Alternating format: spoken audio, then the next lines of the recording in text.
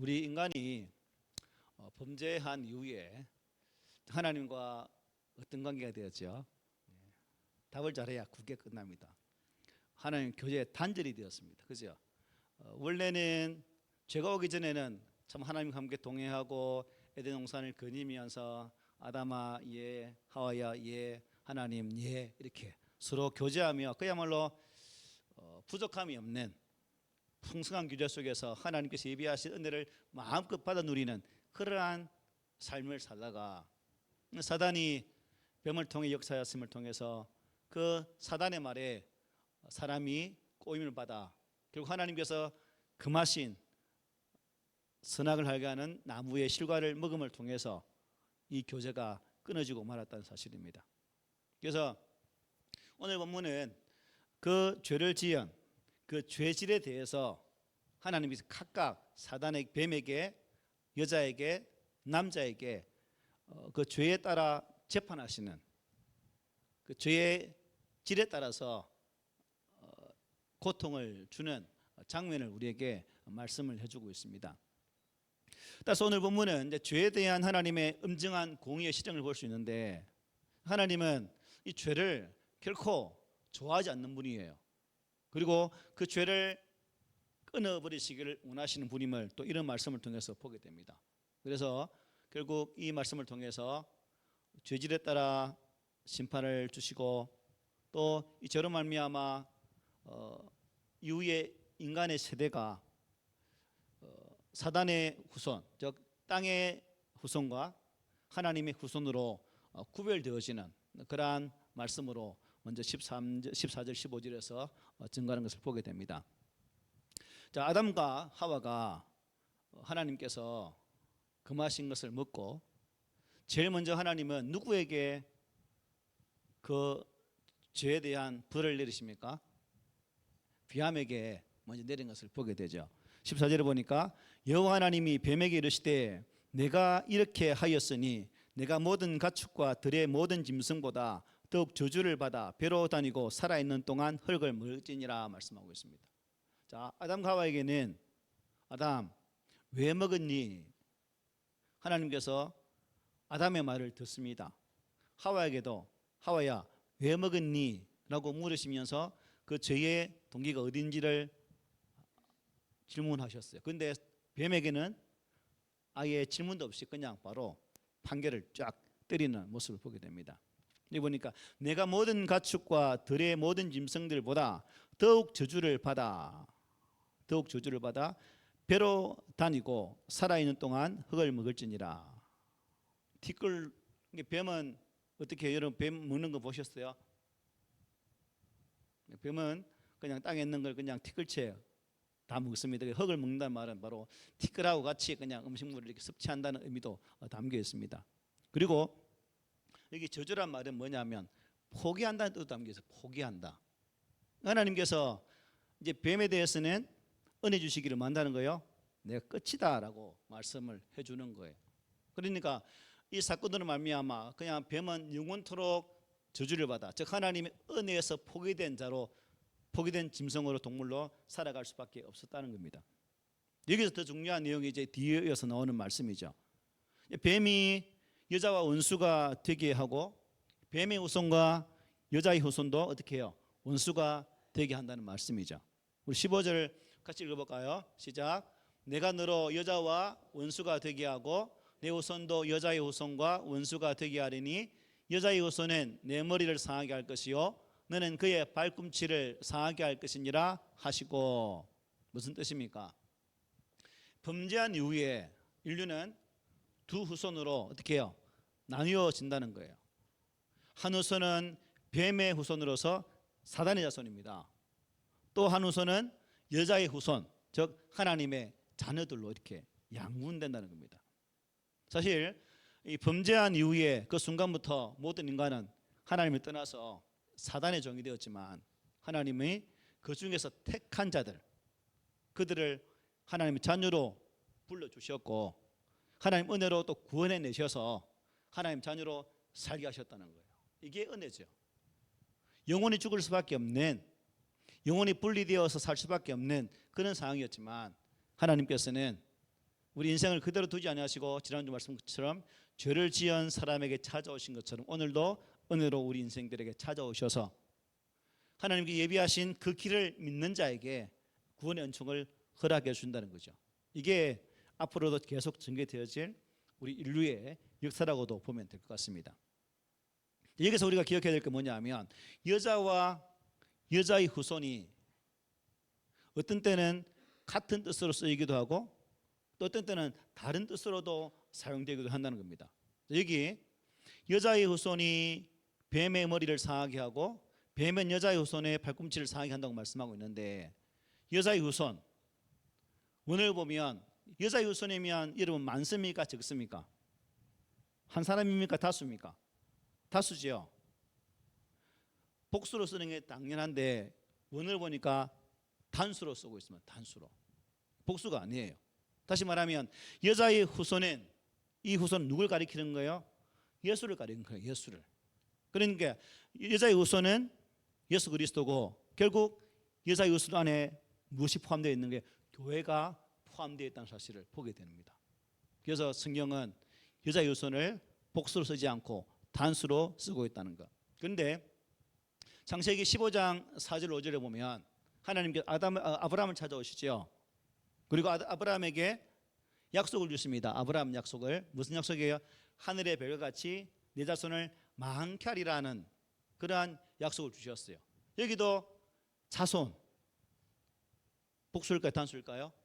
여기도 역시 단수로 쓰고 있습니다. 하늘의 별이 한 개입니까? 억수로 많아요. 바다의 모래가 한 개입니까? 많아요. 셀 수도 없어요. 그런데 성경은 단수로 쓰고 있어요. 하늘의 별처럼 결국 무슨 의미예요? 예수 그리스도 안에서 구원받는 백성들을 가리키는 것이거든요. 결국 원줄기는 예수를 가리킨다고 볼 수 있습니다. 즉 여자의 후손은 몇 명이다? 단 한 명인데 그 한 명으로 말미암아 하나님께 부름받은 주의 백성들이 많아진다는 의미로 별처럼 이렇게 쓰고 있다는 사실입니다. 그럼 우리도 이제 그 무리에 포함되는 거죠. 오직 한 분 예수 그리스도 안에서 구원받은 주의 자녀가 되었다는 겁니다. 수많은 별처럼 수많은 하나님 자녀 중에 한 사람이 되었다는 사실이에요. 그래서 하나님께서는 이것을 이렇게 말씀하고 있는데 바울은요 이 약속을 이렇게 해석합니다. 갈라디아서 3장 16절 다 함께 시작. 이 약속들은 아브라함과 그의 자손에게 말씀하신 것인데 여럿을 가리켜 그 자손들이라 하지 않고 오직 하나를 가리켜 내 자손이라 하셨으니 곧 그리스도라. 오직 몇 개? 오직 하나. 그 누구라고요? 그리스도. 수많은 그리스도가 아니라 오직 한 분. 그 그리스도를 통해서 우리에게 약속을 주셨다라고 말씀하고 있습니다. 그래서 바울은 아브라함 자손을 예수로 해석을 하고 있는 거죠. 그런데 그것을 약속할 때 하늘의 별같이 많게 한다고 하셨어요. 왜 그렇게 하셨을까? 단수인데 왜 복수를 사용하고 있는 것일까? 예수님 안에서 수많은 하나님 자녀들 그리고 새로운 한 후손이 태어나게 된다는 의미로 말씀했다고 말씀드렸습니다. 그래서 창세기 오늘 본문 15절 여자의 후손은 예수를 가리킨다고 볼 수 있는 것이고 동시에 예수 그리스도 안에 있는 성도들을 가리킨다고 볼 수 있는 거예요. 결국 인류 역사는 두 종류, 뱀의 후손인 즉 하나님을 모르는 자들과 여자의 후손인 하나님의 자손들로 구분되어진다는 사실을 보게 됩니다. 이제 앞으로 나누게 보게 되어 창세기 4장부터는 우리가 그것을 분명히 볼 수 있을 거예요. 가인과 누구? 아벨, 이스마엘과 이삭, 야곱과 에서. 한쪽은 유기된 자, 한쪽은 은혜로 부르심을 받은 자. 여러분 유기된 자들입니까? 은혜로 부르심을 받은 자들입니까? 진짜요? 네. 우리는 은혜로 구속받은 자들입니다. 그래서 하지만 사단의 후손도 그렇고 은혜로 부름받은 우리 인간의 본성은 다르다 같다? 같죠. 바울이 말하는 죄의 본성은 다 가지고 있는 거예요. 그래서 이 죄는 어쩔 수 없이 우리 안에 있는 것이고 결국 우리는 하나님께 부르시는 그 날까지 이 죄와 처절한 싸움을 싸워야 되는 거예요. 문제는 이 죄와의 싸움에서 우리가 자주 넘어지는 것은 내가 싸우니까 힘든 거예요. 내 안에 역사하시는 성령의 힘을 의지하고 싸워야 이길 수 있는데 우리가 그것을 못하니까 자주 실패한다는 사실입니다. 그러므로 아담 하와의 범죄 이후 우리 인간의 행동들 죄대 본성이 잘 나타나고 있잖아요. 그럼 어떤 다른 말을 할 필요가 없잖아요. 다 알고 있으니까. 그래서 우리는 이것을 보면서 하나님 가운데서 비록 죄 가운데 있지만 우리 본성을 보시지 아니하시고 예수 그리스도를 믿는 그 믿음으로 우리를 죄 없다 하신 하나님의 은혜가 감사한 거죠. 이게 감사라는 거죠. 그래서 이 뱀의 후손과 하나님 자녀는 여러분 어떻게 같아서는 될까요? 안 될까요? 같으면 되나요? 안 되나? 안 되는 거예요. 같으면 안 되는 거예요. 연합해서도 안 되는 거예요. 뱀의 후손은 언제나 여자의 후손들에게 자신들과 같이 되려고 어떻게 합니까? 유혹을 할 겁니다. 그렇게 하지 않을 때 핍박이 따르게 되죠. 그래서 결코 여자의 후손들은 그들과 섞여서는 안 된다는 거예요. 여기서 어떤 분들은 또 전도도 하지 않으면서 이런 질문을 하죠. 그러면 결혼해서 전도해 오면 되지 그 사람 하면 안 됩니까? 라고 말하는데 제 경험상 통계상 뭐 이거는 전체적으로 인정된 바 아니지만 저를 통해서 이렇게 결혼을 했던 많은 청년들의 삶을 돌아보면 거의 대부분 이 결합은 아름다운 결합으로 아름다움으로 연결되어 있는 것이 아니라 결코 아름답지 못한 모습으로 종을 치더라는 겁니다. 그래서 성경은 주신 말씀에 의미가 있죠. 그래서 하나님의 자녀는 하나님의 자녀와 함께 연합하고 교제하는 그 자리로 서가야 됩니다. 그 자녀들이 어떻게 해요? 용감하게 저 아가씨, 저 남자 내가 결혼에 전도하지라고 용감한 말을 하면 그 용감한 말에다가 대못을 팍 박아주세요. 힘들다고 안 된다고 어렵다고 이왕이면 믿는 자끼리 했으면 좋겠다는 말을 해주십시오. 창세기 6장에 보면 그래서 저는 이것을 보면서 우리 아들이 걱정이 됩니다. 왜냐하면 창세기 6장에 보면 노아 홍수 사건 전이죠. 하나님의 사람들이 여자들의 아름다움을 보고 자신의 아내로 삼았다라고 말씀해요. 남자들은 무심아들은 여자의 아름다움에 혹해서 그게 전체가 되어가지고 참 남의 자식 욕하는 우리 아들 자식 욕하는 거예요. 그렇다고 불신하는 거 아닙니다. 그래서 좀 얼굴보다는 내면을 보고 신앙을 보면 얼마나 좋을까라는 것입니다. 그래서 보니까 사람의 딸들은 그 가인하고 라멕 계열이죠, 그죠? 이 사람들은 하나님 떠나서 누구 힘을 사는 거예요? 자기의 힘으로 사는 거예요. 하나님 아들들은 아벨, 셋, 에노스 계열이죠. 하나님의 이름을 부르는 자들입니다. 이들은 서로 같이 사는 법이 없어요. 달랐습니다. 가인, 라멕 계열은 오직 자기 힘으로 살고 아벨, 셋, 에노스 계열은 하나님의 은혜로 산다는 거예요. 창세기 4장 25, 26절에 보면 이 아벨, 셋, 에노스 계열이 비로소 하나님을 불렀더라 말씀해요. 하지만 라멕 즉 하나님의 아들들 계열이 아닌 반대편 사람의 계열이죠.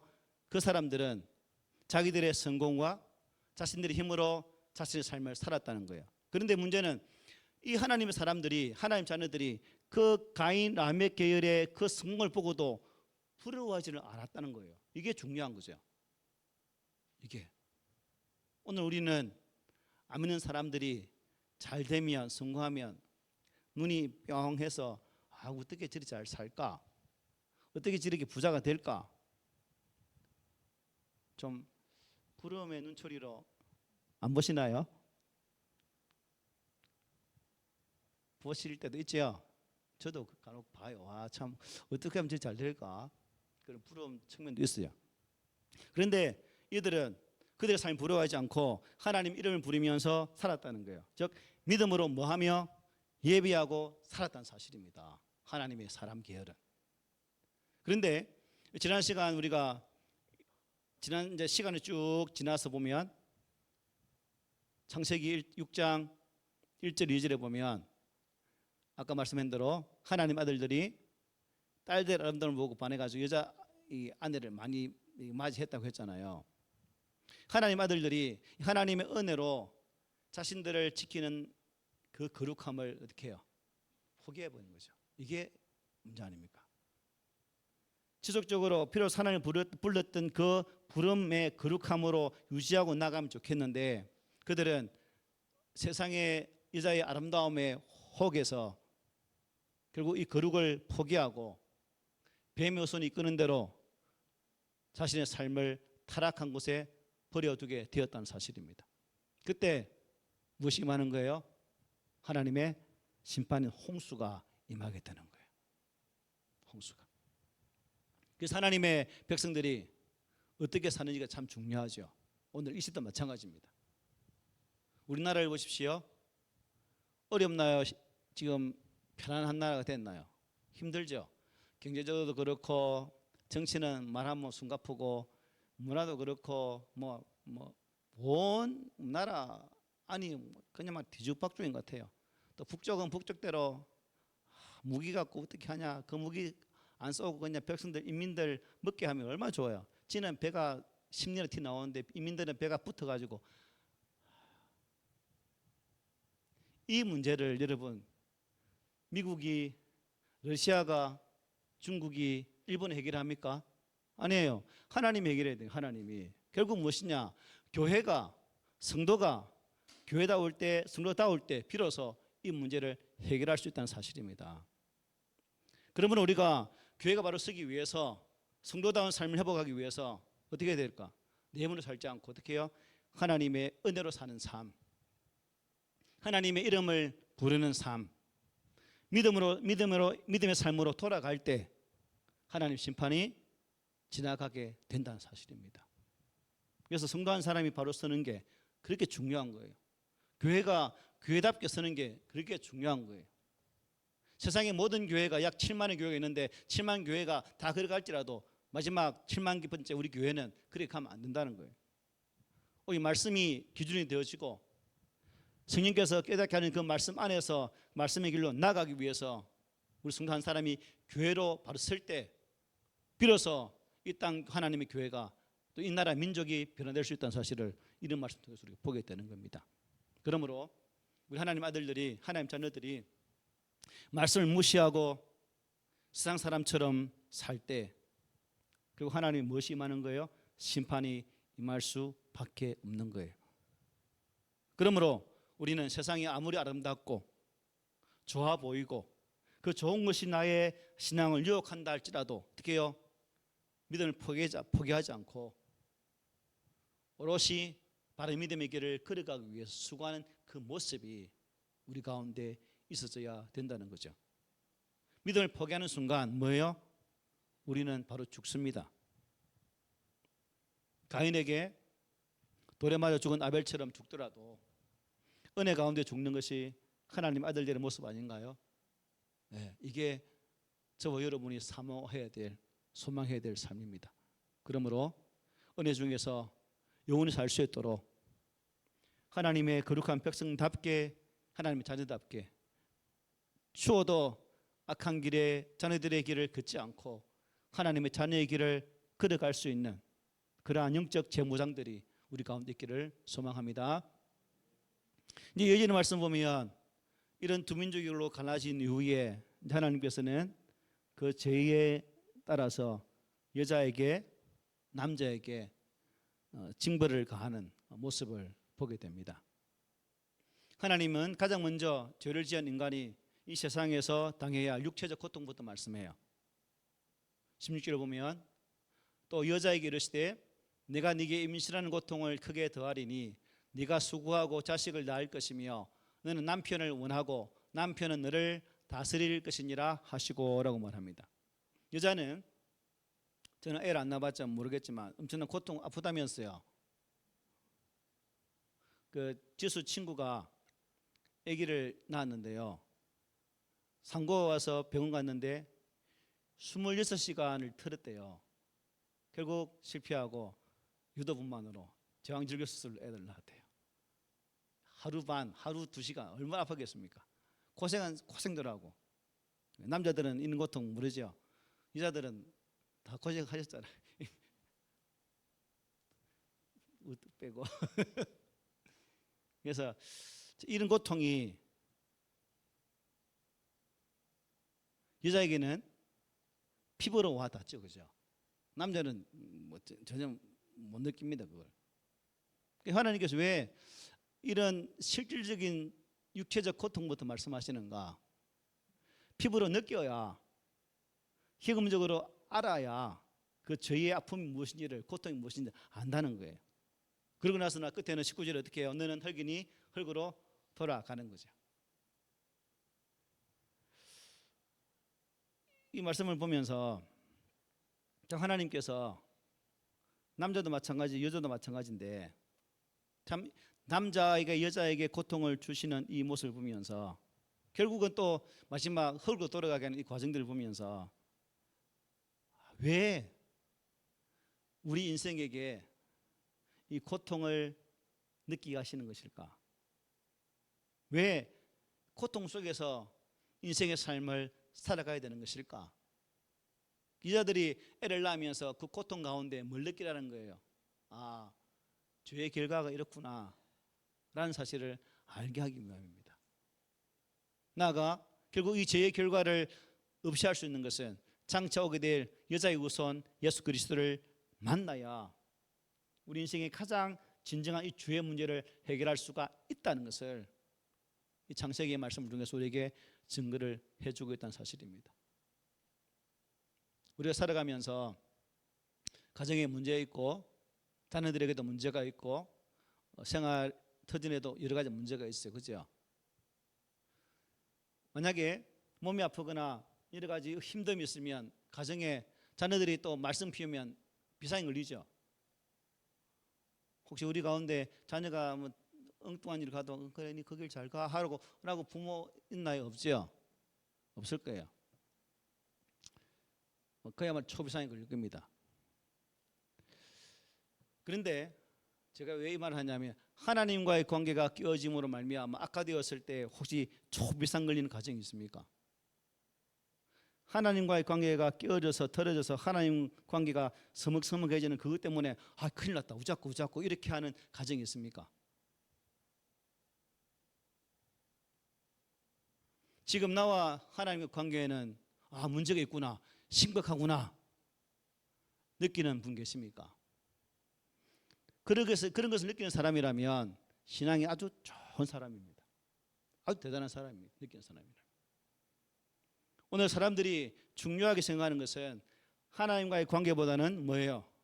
당장 먹고 사는 문제, 자식들이 살아가는 그 모습, 공부하는 그러한 모습들이 먼저죠.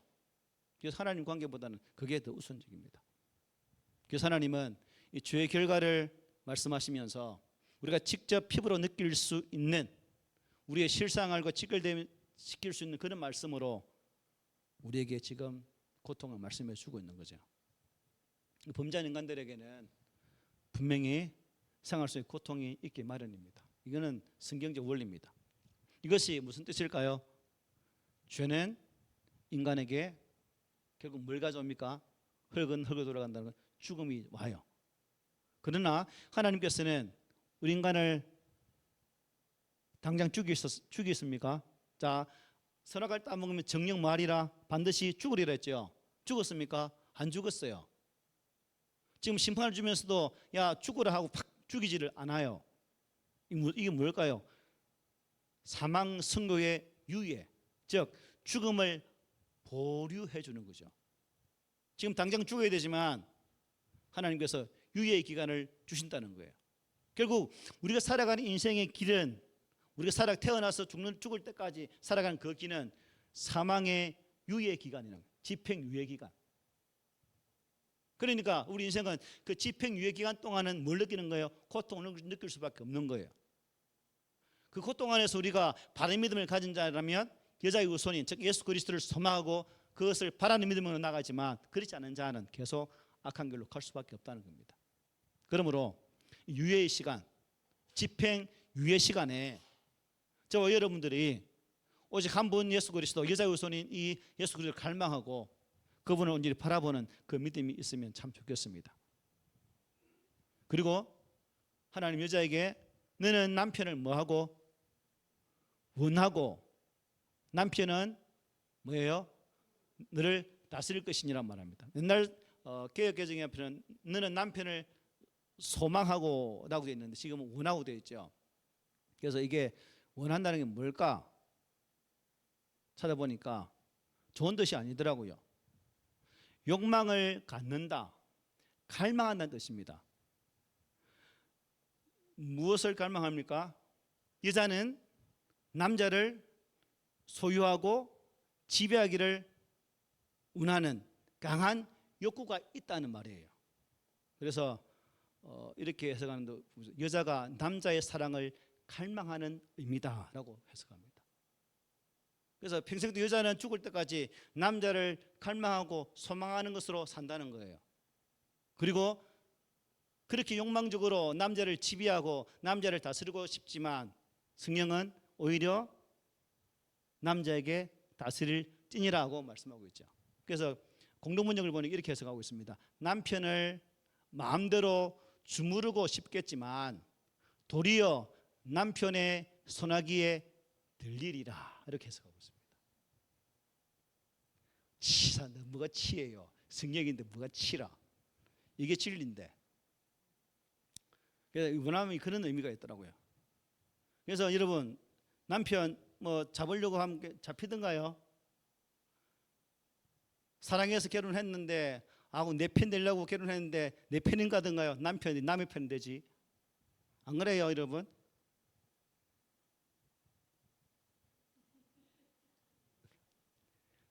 내 편인가요? 네, 남편 이름 누가 지도 참 잘. 남편, 남의 편. 여자가 남자를 어떻게 내 편 만들어보려 하지만 남자는 계속해서 네 편 아니야, 네 편 아니야. 여자의 손아귀에 벗어나려고 하죠. 마찬가지로 하나님은 여자에게만 고통 준 게 아니죠. 남자에게도 고통을 주었어요. 우리 읽어봅시다. 우리 남자들 읽어봅시다. 남자들 막 가슴 치면서 시작. 아담에게 이르시되 내가 내 아내의 말을 듣고 내가 네게 먹지 말라 한 나무의 열매를 먹었은즉 땅은 너로 말미암아 저주를 받고 너는 내 평생에 수고하여야 그 소산을 먹으리라. 땅이 내게 가시덤불과 엉겅퀴를 낼 것이라. 네가 먹을 것은 밭의 채소인즉 네가 흙으로 돌아갈 때까지 얼굴에 땀을 흘려야 먹을 것을 먹으리니 네게 그것에서 취함을 입었느니라. 남자가 생고생하는 게 당연한 거래요. 아내에게 왜 내가 고생하는데 말할 필요가 없다는 거죠. 성경이 그렇게 말씀하고 당연한 거네. 죽을 때까지 맞박에 땀을 흘려야 남자가 사는 정확한 삶의 이치구나 라는 사실을 성경 말씀이 잘 주고 있습니다. 역시 아담도 이런 삶을 살면서 하와 그랬던 것처럼 집행유예 당장 죽지 않고 원래 원 계약의 당사자가 누구예요? 아담이에요. 어찌 보면 아담이 더 큰 몽둥이를 얻어맞아야 돼요. 근데 하나님께서는 바로 팍 쳐서 죽이지 않으시고 니도 집행유예 기간 그래서 인생을 살아가면서 네가 살아가는 모든 삶의 여정 속에서 고통의 이유가 무엇인지를 한번 찾아봐라. 그리고 그 고통을 당할 때마다 이 고통이 죄로 인한 결과구나 라는 것을 느끼라는 말씀이죠. 그리고 이런 모든 수고의 결과가 이런 모든 고통의 결과가 다 끝나면 참 좋으련만 결국 성경은 이렇게 말합니다. 너는 시작 너는 흙이니 흙으로 돌아갈 것이니라 하신지라. 쎄 빠지게 100년 살면 살았던 모든 삶의 결과는 흙으로 돌아가게 되어 있다. 문제는 이제 아까 사단의 후손과 하나님 자녀 후손이 갈라진 것이죠. 이게 중요한 거죠. 비록 100년의 삶을 산다 할지라도 사단의 후손은 결국 영원한 고통, 또 지옥이라는 그 고통의 음부에서 힘들 수밖에 없죠. 하지만 우리는, 하나님의 자녀들은 하나님 나라에서 하나님과 함께 영화를 누리는 복을 누리게 된다는 사실입니다. 죽음, 어찌 보면 힘들고 죽음 앞에 선 인간은 다 두려워 벌벌 떱니다. 그런데 예수 믿는 사람들은 어떻게 보면 죽음은 또한 새로운 하나님의 은혜의 길로 들어가는 새로운 통로라는 것을 깨닫게 되죠. 예수 믿는 사람에게는 죽음은 저주가 아니라 복인 거예요. 뭐라고? 복이에요. 그래서 죽음이 다가올 때 하나님, 내가 왜 죽어야 돼요? 나 죽으면 안 돼. 뻗대지 말고 그 죽음을 다 감사하며 받아들이면서 하나님, 이 죽음 뒤에 만나게 되으실 그 하나님의 아름다운 나라, 그 나라, 예수 그리스도와 함께 거할 그 나라의 은혜를 주시기 때문에 이 죽음도 하나님 기쁘게 내가 맞이하겠습니다라고 우리가 그 죽음을 허락한다면 이 땅에서 무가 두렵겠어요? 이 땅에 무가 무섭겠어요? 안 그래요? 사자가 무섭겠습니까? 폼이 무섭겠습니까? 죽음이 제일 무서운 건데. 그래서 우리 모든 성도들이 지금 내가 살아가는 이 삶의 어간은 집행유예 기간이다. 잘못하면 그 성부자들 다리에 뭐 차고 되죠? 발찌 차고 되잖아요. 아주 훌륭한 발찌를. 잘못하면 위치가 탄로나잖아요. 그래서 우리가 지금 이 땅 살아가면서 유예 기간 동안 더 하나님 은혜를 갈망하고 하나님의 능력의 말씀을 사모하면서 살지언정 오히려 죄의 구렁텅이에 빠져서 죄와 퍼따져 사는 삶을 살아서는 아니 되겠다 하는 것입니다. 주님은 말씀하셨어요. 나는 생명의 양식이다 말씀하셨어요. 그러므로 하나님의 사람은 생명의 양식인 무엇으로? 하나님 말씀으로 살아가야 될 것입니다. 나의 삶의 자리가 녹록하지 않을지라도, 힘들지라도 우리가 그 삶 속에서 내 삶을 연장하여 주신 은혜에 감사하면서 예수 그리스도를 만날 때까지, 나의 하나님을 만날 때까지 우리의 삶을 하나님과 동행하는 그 모습으로, 성령 안에서 주신 그 말씀으로 함께 살아내는 그 아름다운 모습이 여러분의 모습, 또 저의 모습이 되기를 소망해 봅니다.